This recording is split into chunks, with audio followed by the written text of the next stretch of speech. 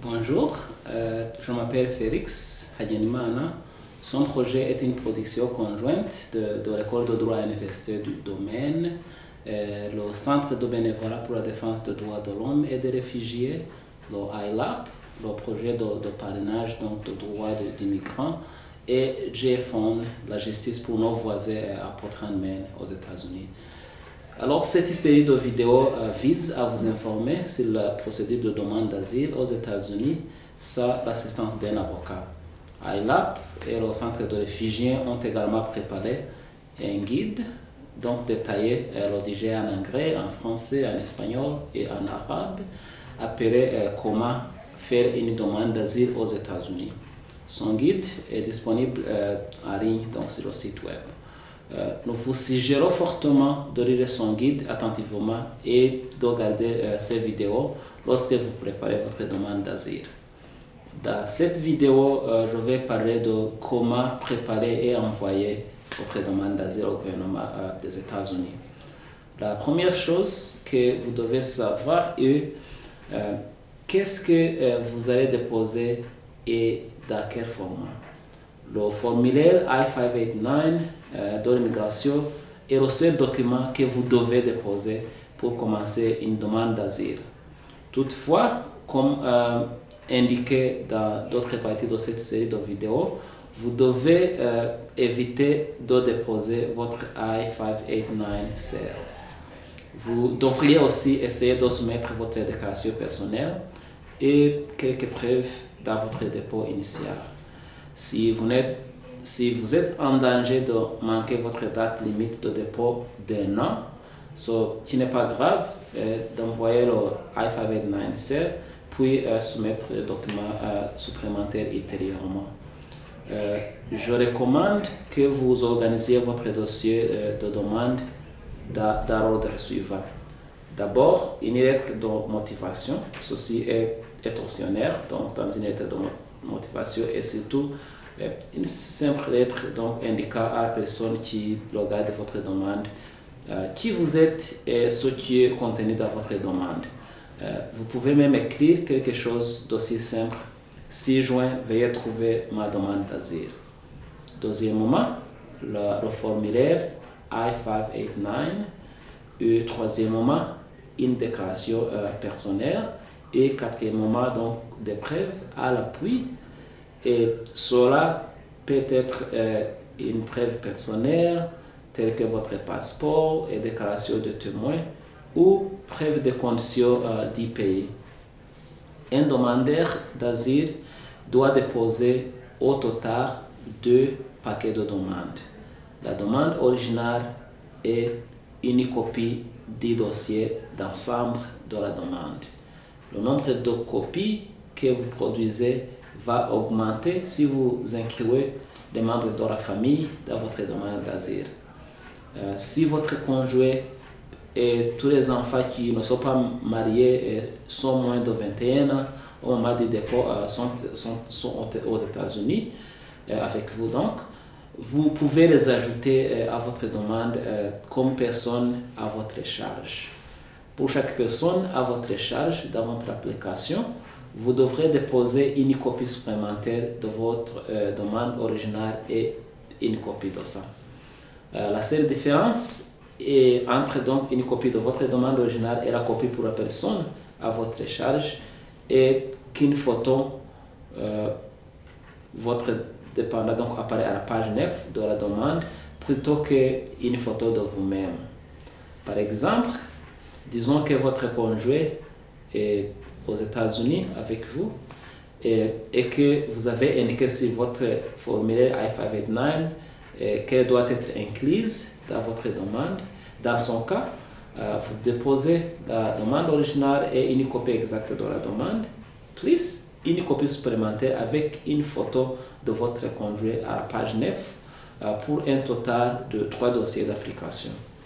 Ou disons que vous avez un conjoint et un enfant célibataire de moins de 21 ans, vous devez ajouter une copie supplémentaire pour l'enfant ainsi que le conjoint et la photo de votre enfant qui va apparaître donc à la page 9 de la copie pour l'enfant, ce qui fait un total de 4 paquets de demandes. L'appelez-vous, vous ne pouvez ajouter votre conjoint ou les enfants à votre demande s'ils ne sont pas aux États-Unis. Donc, s'ils ne sont pas aux États-Unis, vous pouvez déposer une requête distincte pour qu'ils puissent vous rejoindre par après, donc quand vous avez été accordé l'asile. Conservez une copie de l'ensemble de votre demande pour votre propre classification.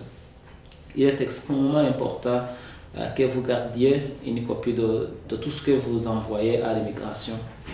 Vous devez suivre votre demande lorsque vous l'envoyez à l'immigration, afin que vous ayez la preuve qu'elle a été donc envoyée et reçue. Lorsque vous suivez un dossier, le bureau de poste vous donnera donc un numéro de suivi que vous pourrez utiliser pour voir quand votre demande a été délivrée. Demandez à votre bureau de poste local donc pour obtenir des informations sur la façon de suivre un client. La demande doit être envoyée à l'adresse indiquée dans les instructions se trouvant dans le formulaire I-589. Si vous habitez ici à l'état de Maine, vous déposez votre demande auprès du service du centre de service donc de Vermont. Vous ne déposez pas votre demande directement avec le bureau d'asile. Au centre de service Vermont, le I-589 sera examiné pour voir s'il est correctement rempli. S'il est rempli correctement, donc, le service de Vermont enverra la demande de nouveau à vous avec une explication s'il y a quelque chose à corriger. Donc, si le formulaire est rempli correctement, le service de Vermont enverra la demande au bureau d'asile de Newark à l'état de New Jersey. Vous recevrez alors deux documents dans votre courrier. Le premier document que vous devriez recevoir, on appelle l'épicé de dépôt. C'est une pièce de papier bleu, mince, qui est environ moitié de la taille des morceaux de papier ordinaire. Sur elle, l'épicé de dépôt aura votre nom, votre numéro d'enregistrement étranger, également connu comme le A-number, la date à laquelle votre demande a été reçue. Il aura également donc des informations supplémentaires concernant la modification de votre adresse et ajout d'un dépendant à votre dossier. Vous devriez aussi recevoir un avis d'enregistrement biométrique connu sous le nom d'un avis de prise d'empreinte digitale. L'avis contiendra votre nom, votre A-number et la date à laquelle la demande a été reçue. L'avis vous permettra de savoir quand vous avez à apparaître au bureau local de l'immigration situé au South Portland pour les empreintes digitales. L'avis vous donnera un délai de 2 semaines de temps pour prendre vos empreintes digitales. Vous pouvez aller à tout moment pendant les dates et heures indiquées sur l'avis. Assurez-vous d'arriver au bureau d'immigration avec votre avis d'empreinte digitale et une pièce d'identité comme un passeport. Si vous ne recevez pas votre avis d'empreinte digitale ou de la réception du dépôt dans les 2 semaines après le dépôt de votre demande d'asile, vous devez vous rendre au bureau local de USCIS, donc immigration, pour voir pourquoi vous n'avez pas reçu ces éléments. Il est important que vous avez vos empreintes digitales effectuées au cours de la période de temps indiquée sur l'avis d'enregistrement biométrique. Défaut d'avoir vos empreintes digitales peut conduire à une incapacité de recevoir un permis de travail et peut même entraîner dans votre cas que votre cas soit envoyé au tribunal d'immigration. Si votre conjoint ou les enfants célibataires de moins de 21 ans qui sont présents aux États-Unis ont été inclus dans votre demande d'asile comme personnes dépendantes, ils devraient également recevoir des avis de prise d'empreinte digitale. Si elles ne le reçoivent pas, vous devez immédiatement contacter le bureau d'asile afin de voir pourquoi ils n'ont pas donc été reçus. Maintenant, je vais passer à revue ce qui se passe donc après votre demande initiale a été déposée. Vous pouvez demander une carte d'autorisation d'emploi, aussi connue comme permis de travail, 150 jours après que le bureau d'immigration ait reçu votre demande d'asile. Vous pouvez savoir quand l'immigration a reçu votre demande à l'Ouganda, soit si le répissé bleu donc, que vous avez reçu après avoir déposé votre demande, ou à votre avis d'enregistrement biométrique. Par exemple, si ces avis disent que votre demande a été reçue le 1er juin, vous pouvez déposer votre demande d'autorisation d'emploi le 29 octobre, parce que le 29 octobre est le 150e jour après le 1er juillet. Il est important que vous déposiez votre demande de permis de travail avant que vous ne déposez pas donc avant que les 150 jours seront écoulés. Les demandes de permis de travail qui sont déposées trop tôt seront donc refusées. Votre première demande de permis de travail est sans frais et est valable pour 1 an, mais vous devrez payer des frais ou obtenir une dispense de frais lorsque vous renouvellerez votre permis de travail. Soyez prudent avec le délai parce que si votre dossier de demande de permis de travail arrive trop tôt, il sera refusé. Par conséquent, vous devrez payer donc des frais lorsque vous demandez à temps. Bien que vous êtes en mesure de déposer une demande de permis de travail 150 jours après que vous avez déposé votre demande d'asile, 30 jours supplémentaires doivent passer avant que vous êtes en mesure de recevoir votre document de permis de travail en question. Selon la loi, un total de 180 jours doit passer après que vous déposez votre demande avant de pouvoir recevoir donc le permis de travail. Parfois, un demandeur d'asile peut ne pas être admissible à recevoir un permis de travail, même si les 180 jours se sont écoulés depuis le dépôt donc, de votre demande. Cela peut se produire quand une personne fait quelque chose pour retarder dans son cas, comme le déplacement à une adresse située à l'extérieur de la juridiction de leur bureau d'asile, tel que le déplacement de domaine en Californie par exemple. Demander l'échelonnement ou l'annulation d'un dossier d'asile, ou ne pas se présenter pour une entrevue d'asile ou rendez-vous donc d'empreinte digitale. Si vous n'êtes pas sûr que vous ayez fait quelque chose donc pour retarder votre cas, vous devriez communiquer avec un avocat d'immigration pour vous guider. Pour recevoir un document d'autorisation d'emploi, vous devez déposer un formulaire qu'on appelle I-765 qui se trouve sur le site web donc, du bureau d'immigration.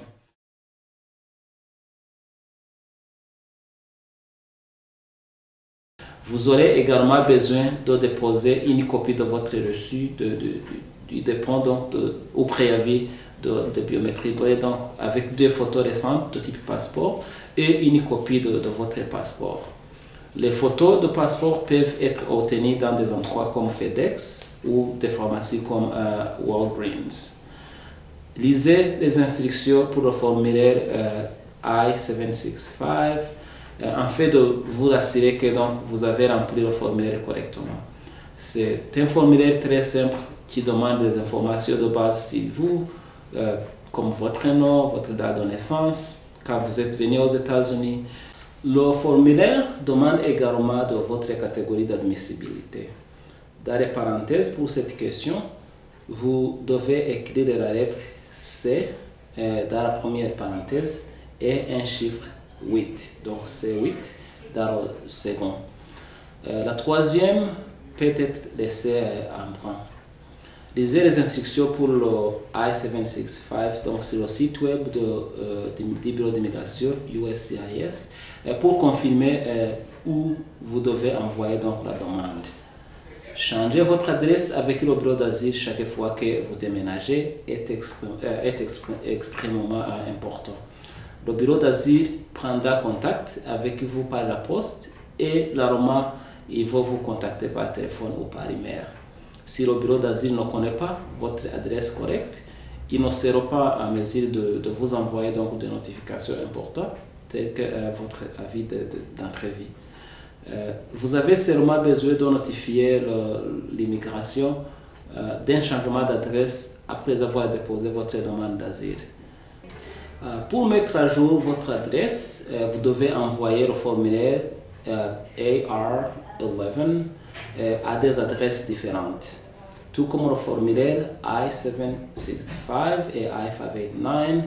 Et donc, vous pouvez télécharger le formulaire AR11 depuis le site web de l'immigration.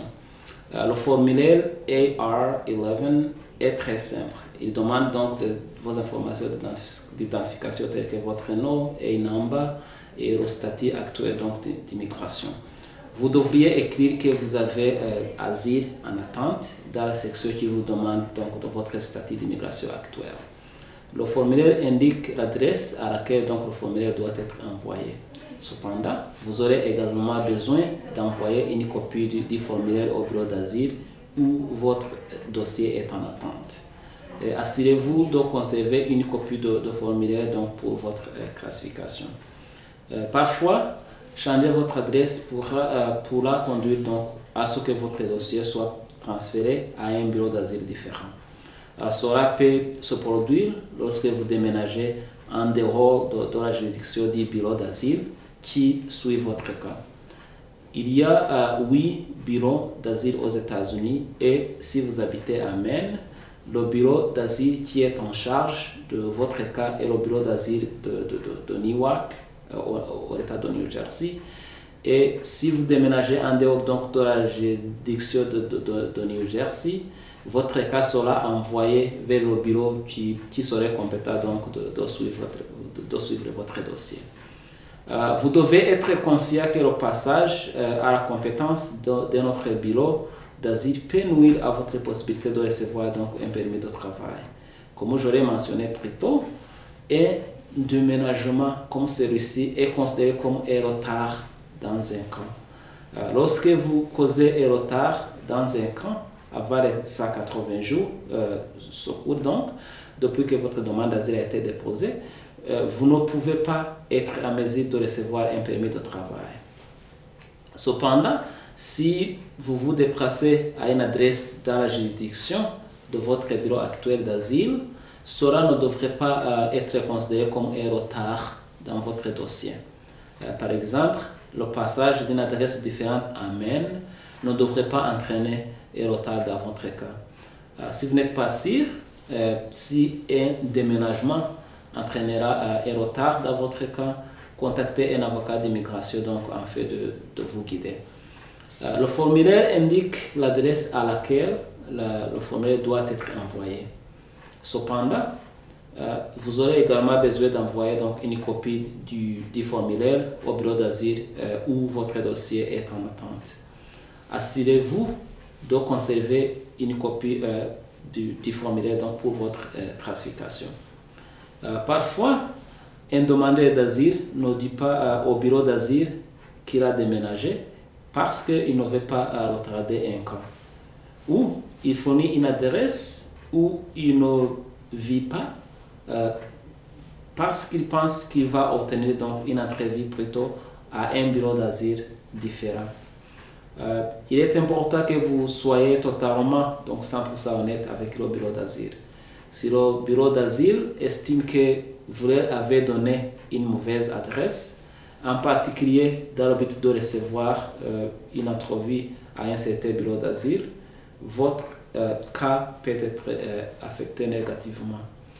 La crédibilité est importante dans le processus d'asile, de sorte que la dernière chose que vous voulez faire est quelque chose qui peut sembler tromper ou porter atteinte à votre honnêteté.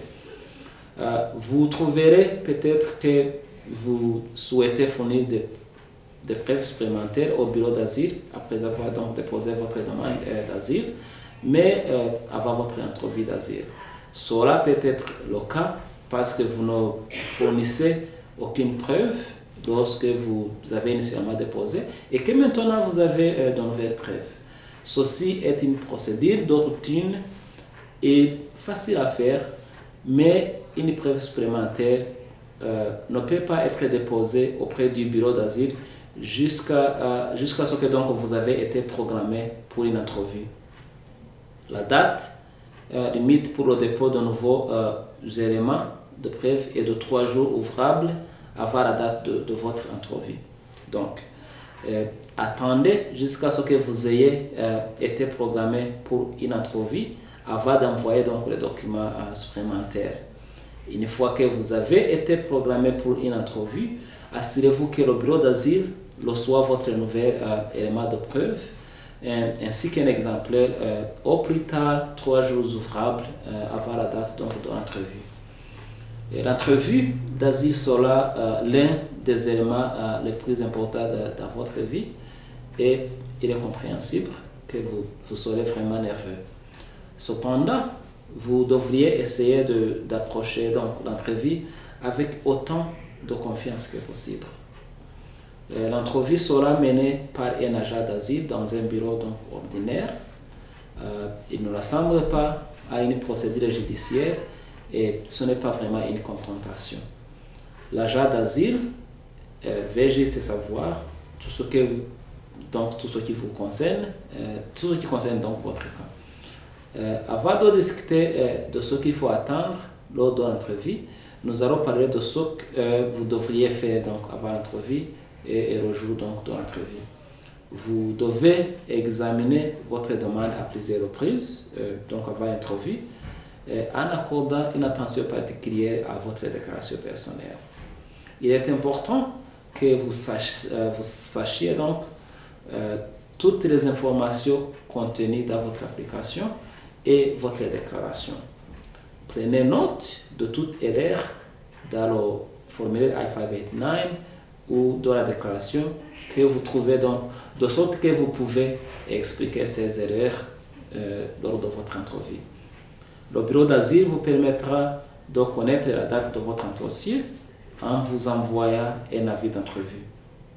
Cet avis est très similaire à la réception du dépôt. Prenez note de la date, l'heure et le lieu de l'entrevue. Si vous n'êtes pas en mesure de vous présenter à la date et l'heure prévue, vous devriez communiquer avec le bureau d'asile immédiatement et demander donc une nouvelle date d'entrevue. L'entrevue aura lieu au 5e étage dans le John F.